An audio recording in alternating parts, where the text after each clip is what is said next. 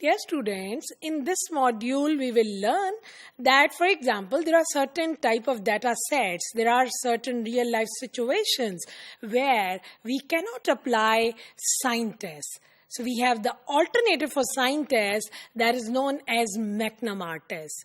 So students, McNemar test is usually applicable onto the matching or paired data sets.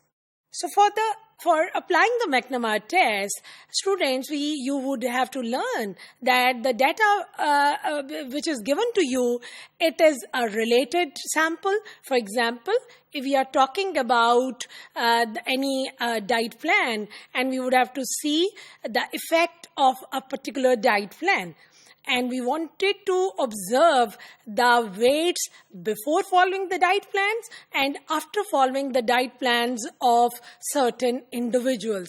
So this particular data would be known as the matching data or the pair data. So if we have a pair data and every variable, the variable of interest that have two categories in total, that means the data is dichotomous, then again it would be a candidate for the McNemar test. It means that for this particular situation where we have two categories for the variables, the two variables which we are going to relate, and further the data is in paired form, so we cannot apply the sign test.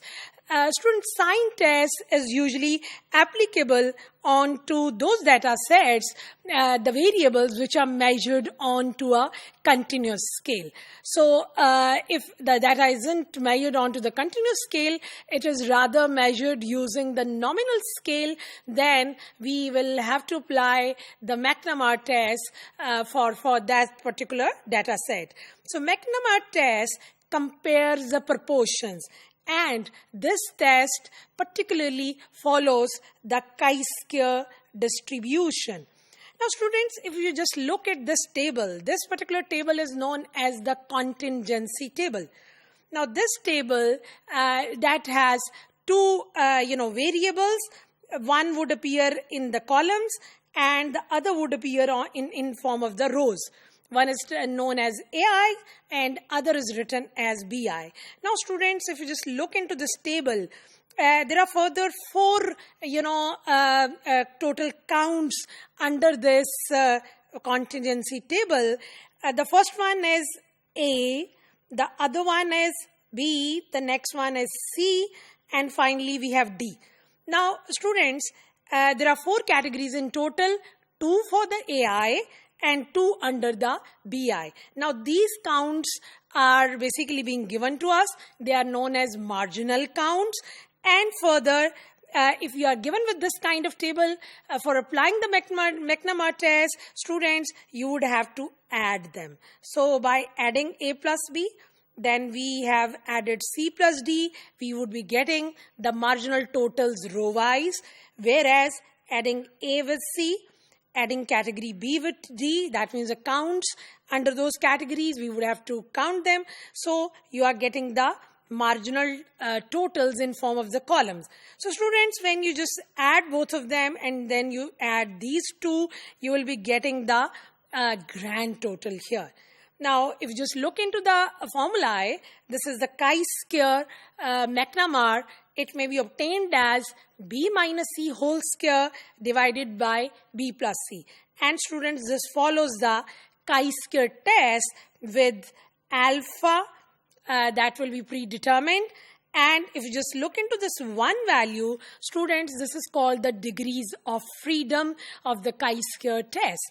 Here, as you can observe under this table, that there were two rows and two columns. So usually the degrees of freedoms are R minus 1 into C minus 1 for the chi-square test. As you can see that there are two rows and there are two columns.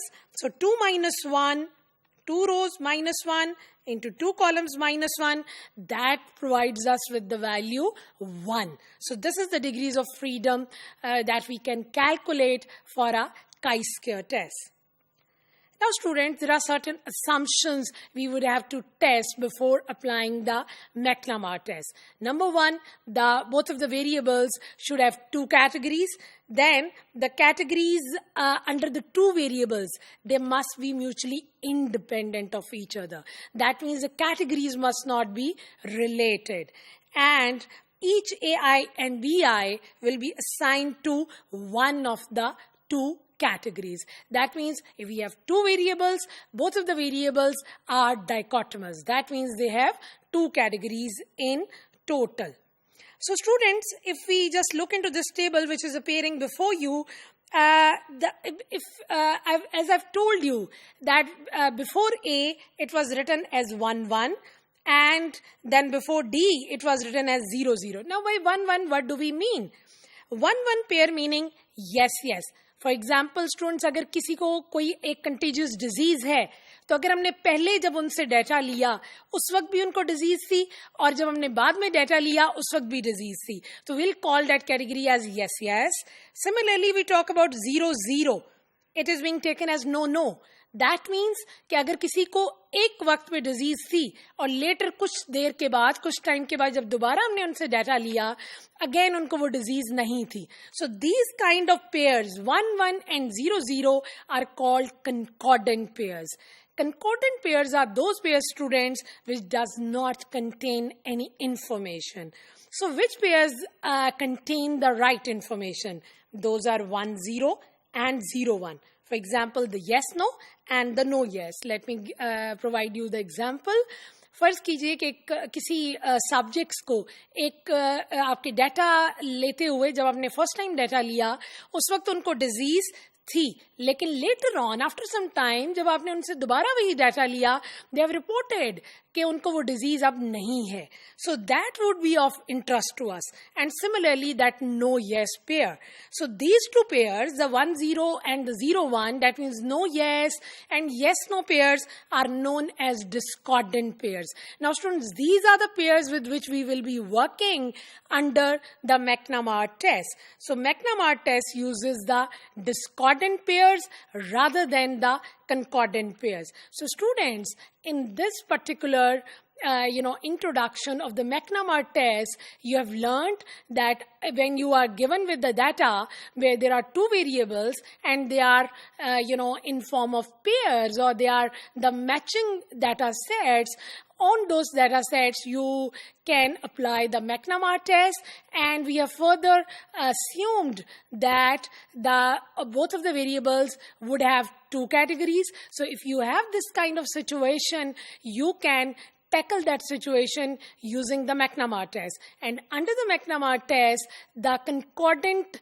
pairs would not be taken. Rather, we would consider the discordant pairs for testing any sort of relationship between the two categories.